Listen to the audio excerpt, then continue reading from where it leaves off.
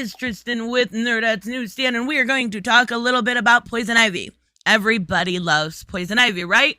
Or at least I thought. I actually posted something yesterday with a couple different pictures from what poison ivy has said over the years, all with one central theme. Poison ivy hates men. Poison ivy hates humans besides Harley Quinn. Poison ivy hates everything. She's a villain. And I got this weird influx of people not understanding the character, which is fine. Not everybody's as well read on poison ivy as I am. But this weird influx of the idea that poison ivy is pushing a narrative. She's some woke SJW feminist. We're going to get there, I promise. This is insane to me. And the only reason I'm actually doing a video on a community post, which is not something I would normally do, is because of how ridiculous it has gotten. I post stuff on my community posts, a wide variety of things, right? I'll post some of my favorite songs. I'll post maybe my political opinions. I'll post current topics. Mostly I post comics related stuff. And this was no different than any other day. This was me loving poison ivy. And I've said over and over again, I really relate to a lot of female characters. Some people need to see themselves in characters, some don't. My favorite characters from the Bat family, not Bat family, but from the Bat world are all female. You got Catwoman, you got Poison Ivy, you've got Talia al Ghul, and you've got Harley Quinn. All amazing characters. Can't forget Cheshire. Never forget Cheshire. Use her more. Just putting that out there. Use her more. But Poison Ivy is unique because she has always been one of those characters that I thought was beautiful and seductive and able to use her feminine wiles. She's a femme fatale. She is a typical femme fatale. And I loved that, right? Because I would trip over my other foot trying to just walk up to somebody. I absolutely loved that she was able to use, in a weird way, love bombing and different sort of endorphins and toxins and be able to get what she wanted. And I thought that was really cool for a villain.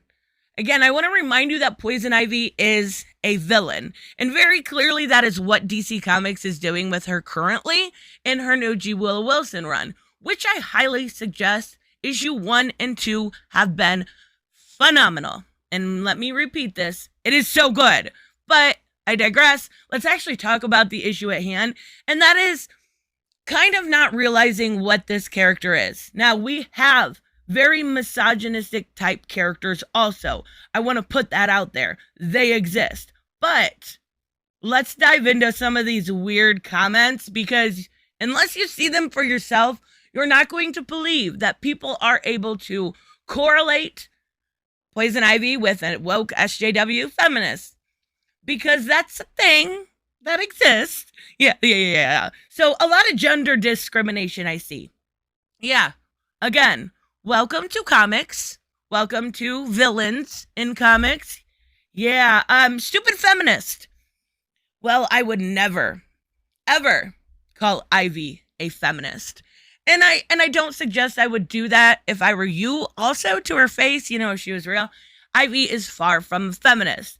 Ivy has a long history of hating humanity for what they do to the green. Now, she has a special hatred for man because of what has happened to her by a Floronic man and what has happened to her in her childhood. Sure, those things exist.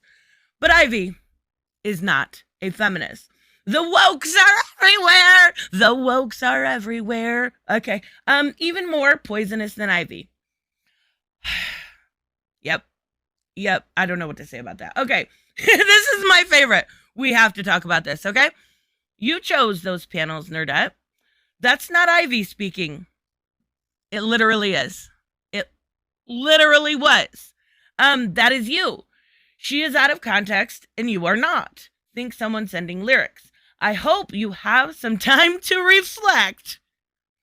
The gender war isn't worth it. So why didn't somebody tell me? Come on, guys. Sometimes I'm out of touch. Why didn't somebody tell me there was a gender war going on? I had no idea. I chose those panels specifically because they all had a central theme. And I thought it was cool to look at those panels from her very early inception to more recent comics. I thought it was cool that kind of core aspect of Poison Ivy, her misandry, right, has definitely, been able to take that whole time period, and every single writer has added upon that. That's why I chose those. And it also kind of correlates with Poison Ivy, the mini coming out right now. So I guess so. Man bashing. Gee, what a surprise. It's not man bashing. I mean, I guess it is technically. It is a character. And this is where I want to add this in here. It is okay in a comic book to have a character that is a misandrous, or even vice versa. It is okay to have a character that is men rights or feminist. We have one in Gert. She's a huge feminist, right? From the Runaways. This is what makes these books believable. When you have characters that surround the main character that are all different, that don't talk all the same, that all have different morals, different ideology, different ways of speaking, different views on the world. All of this is under the umbrella of world building. And Ivy is included in that world building. Now, man hater here, fellas, stay away from this. I mean, I think anybody that literally clicks on my channel knows I'm not a man hater, considering I've defended Johnny Depp since this whole situation started with him. But all right, 2022, where people praise toxic feminism. I'm just going to let that one sit with you. Romanticized misandry. Grow up. I don't know that I'm the one that has to grow up in this situation just because I read comic books. You know what? Maybe you're right. Maybe I should grow up and stop reading comic books. That's what I've heard for a very long time. But it's not going to happen. Sorry. Just not going to happen. Now, I also got a comment on how this would not be accepted if it were the other way around, if it were a man that hated women, right? Seemingly to forget about one of the most best-selling books out there, one of the biggest characters out there under the name of Rorschach. Rorschach is a man or a woman-hating character. Come on now. We also have characters like Dr. Doom or Namor. We also have Stormfront. Actually, you know what? Scratch that. Just include any character from The Boys. Include every character from The Boys. Like, you're not getting away from Homelander without a few sexist comments. Same with the Deep. Come on, just include them all. Now, you could include Orion, right? You could include Ant-Man. You could even include Joker. Have you not seen the absolutely, I don't know if I would say chauvinist, but just terrible ways that he has treated Harley Quinn? So don't tell me you can't do this on the opposite side.